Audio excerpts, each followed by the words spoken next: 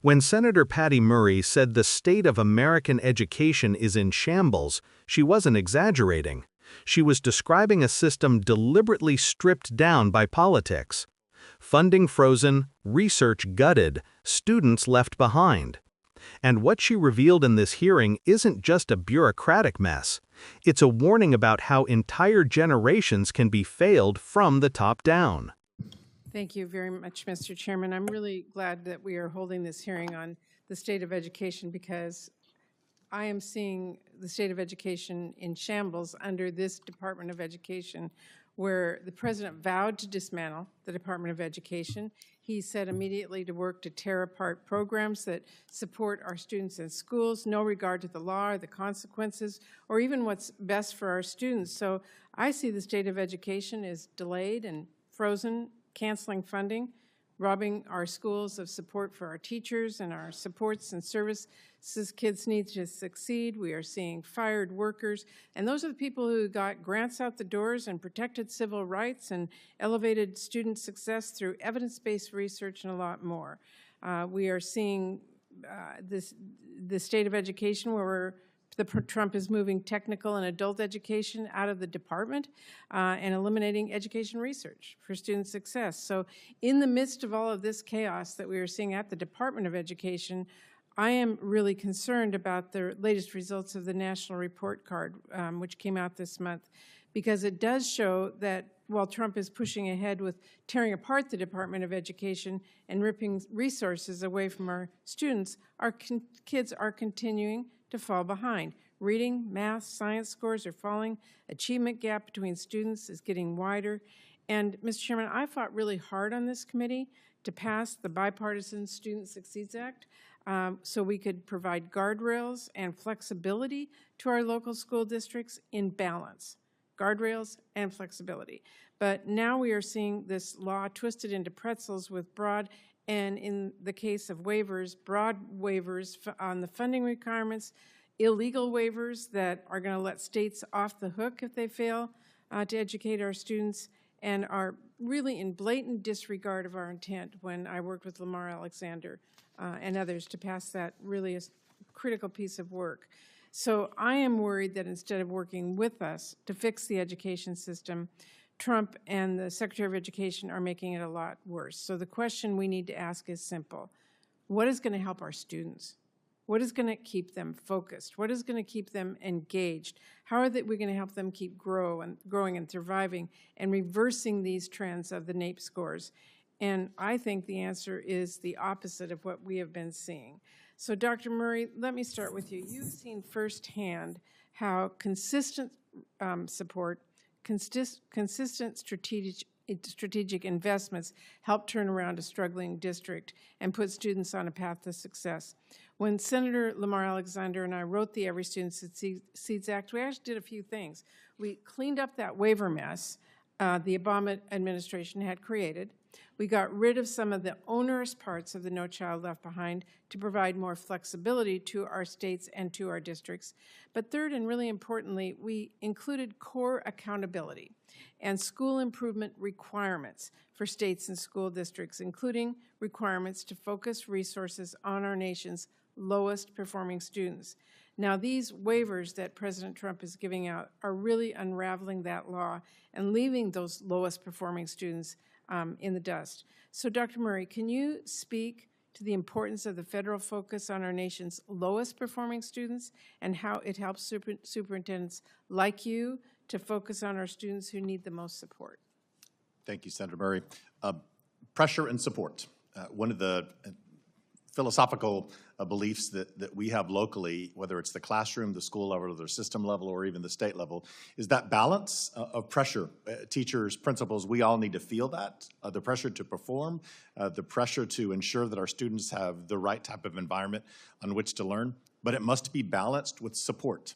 And sometimes that support comes through policy, through regulation, through financial contributions, through a variety of other ways. But that balance is what we need locally. At the end of the day, the decisions that are made in rooms such as this affect every child in every classroom in America. And specifically in Odessa, Texas, I see the decisions that are made in this city affecting our students in positive ways and negative ways, and that has happened over time. But that balance of pressure and support is critical. Which is what we put into No Child Left Behind. So all the waivers that we're seeing, some of them illegal, I think are going to have a real impact. And that, Mr. Chairman, is why I'm deeply concerned.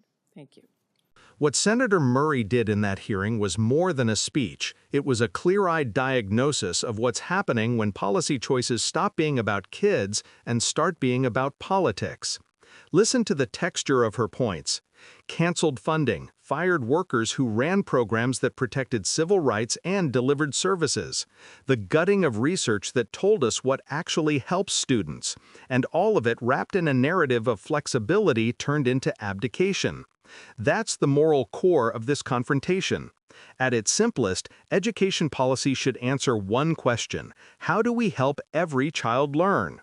The Every Student Succeeds Act, something Murray fought to pass, was an attempt at an honest compromise. It accepted that states need room to innovate, but it also insisted that federal guardrails be in place so that those with the least access to opportunity don't get left behind. Pressure without support becomes punishment. Support without pressure becomes neglect. ESSA tried to thread that needle, accountability plus resources aimed at the students who were falling furthest behind. What Murray is describing now is a slow, systematic unpicking of those guardrails. When waivers are handed out broadly, especially when they push the boundaries of what the law allows, the consequence is predictable. States that aren't performing no longer face corrective pressure. Federal requirements meant to focus attention and funds on low-performing schools are loosened or ignored.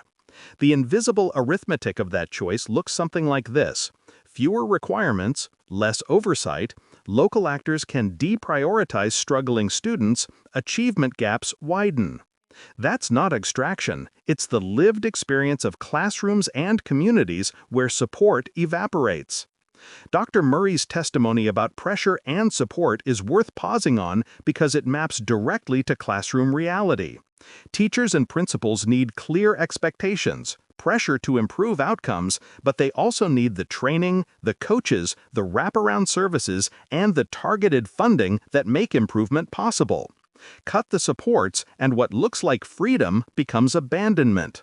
Imagine asking a principal in a struggling district to raise test scores while simultaneously cutting the interventionists, the reading specialists, and the after-school tutors that actually move the needle. That's not empowerment. That's setting people up to fail. There's also a data and research dimension that Murray flagged, and too often it's treated as the optional part of education policy. When research offices are dismantled and long-term studies are canceled, we lose the roadmaps that show what interventions work, for whom, and under what conditions. Policy begins to rely on ideology and slogans instead of evidence. Over time, that shift compounds. Decisions are made without evidence, bad policies persist, problems worsen, and the people who pay the price are always the kids who had the fewest resources to begin with. Another layer is personnel. Murray mentioned fired workers, people who knew how to move grants, ensure civil rights compliance, and translate federal dollars into school-level supports. That institutional knowledge matters. Losing it is not a line-item cost, it's a capability loss. Rebuilding takes years, training, and money. Meanwhile, schools and families see services vanish and wonder who's speaking for them in Washington. We should also be clear about what this looks like in outcomes. Murray referenced NAEP and falling scores. National assessments are blunt instruments, but they are the clearest, most consistent snapshot we have of whether students are progressing. When nationwide reading, math, and science scores slip and achievement gaps widen, the cost is generational. Lower proficiency today means fewer opportunities tomorrow. Reduced college access, narrower career options, lifelong earnings losses, and communities with diminished civic and economic capacity. Another layer is personnel. Murray mentioned fired workers, people who knew how to move grants, ensure civil rights compliance, and translate federal dollars into school-level supports. That institutional knowledge matters. Losing it is not a line item cost, it's a capability loss. Rebuilding takes years, training, and money. Meanwhile, schools and families see services vanish and wonder who's speaking for them in Washington. We should also be clear about what this looks like in outcomes. Murray referenced NAEP and falling scores. National assessments are blunt instruments, but they are the clearest, most consistent snapshot we have of whether students are progressing. When nationwide reading, math, and science scores slip and achievement gaps widen, the cost is generational. Lower proficiency today means fewer opportunities tomorrow. Reduced college access, narrower career options, lifelong earnings losses, and communities with diminished civic and economic capacity. Policy choices that look technocratic in committee rooms have human consequences. When federal focus shifts away from lowest-performing students, entire school districts, often in rural and high-poverty urban areas, bear the brunt. Children with disabilities, English learners, students in foster care, these are the kids who need targeted federal accountability and support. Remove the accountability and the supports, and those kids are the ones who disappear from the system's priorities. What does a corrective path look like? It begins with restoring the balance Miri described, reinvesting in research and supports, honoring the accountability mechanisms that ensure equity, and reconstituting the human infrastructure, grant managers, civil rights officers, data analysts, that turns policy into practice. It means defending the idea that flexibility must not become a synonym for forgiveness when forgiveness lets systemic failure continue unchecked. It means Congress and the Department of Education working with superintendents, principals, and teachers, not bypassing them, to craft realistic timelines and resources for improvement. Finally, this is not a remote policy fight. It's civic. Education is where landscape-level inequality either gets addressed or embedded for a generation. That's why Miri's anger, her insistence, isn't rhetorical theater. It's an argument about what kind of country we want to be.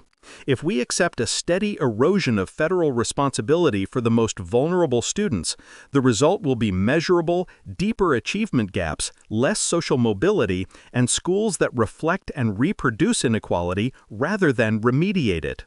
If this analysis landed for you, and you care about whether our schools serve all children fairly, subscribe to Left Lens and share this discussion. Talk to your local school board and superintendent. Ask how state waivers are being used in your district and whether targeted supports for low-performing schools are intact. The policy debates in Washington end up in classrooms, but they don't have to determine the future without public pressure and clear demands for accountability and support.